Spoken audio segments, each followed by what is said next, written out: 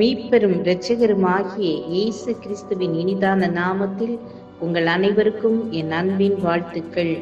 இன்றைய நாளுக்கான வேத வசனம் ஆதியாகமம் 49 அதிகாரம் 22 வசனம்.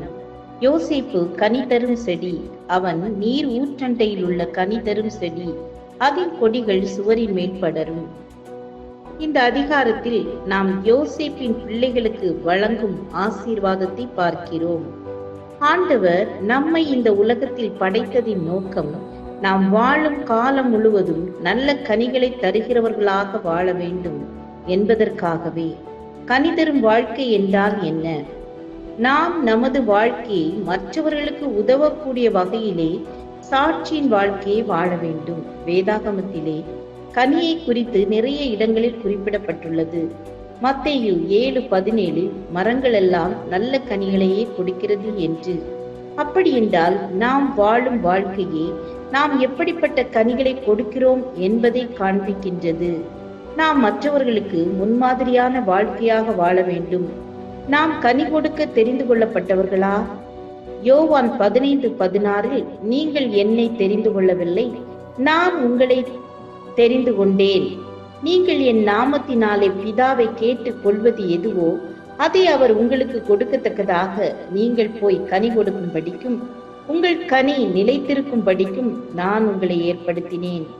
ஆம், நம் தேவன் நம்மை தெரிந்து கொண்டு நாம் இயேசுவை பிரதிபலிக்க கூடிய பிம்பங்களாக சாட்சியின் வாழ்க்கையை வாழ வேண்டும். நம்முடைய வாழ்க்கையின் மூலமாக மற்றவர்கள் தேவனை ருசி பார்க்க வேண்டும்.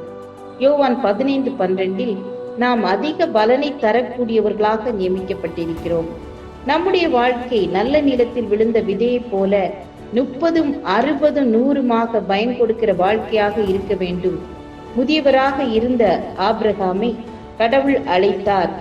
அவர் அவருடன் உடன்படிக்கை செய்தார். ஆபிரகாம் முதிர் வயதிலும் கனி கொடுக்கிறவராய் வாழ்ந்தார். நாம் கனி கொடுக்கிறவர்களாக காணப்பட வேண்டும். கனி தரும் வாழ்க்கையை வாழும் போது நான் உன்னை காப்பாற்றுவேன் என்று தேவன் கூறுகிறார். வயதான காலத்தில் கூட நாம் கனி கொடுக்க வேண்டும். நல்ல பலனை தரும் இயேசுவின் வார்த்தைகளையும் நினைவில் கொள்ள வேண்டும்.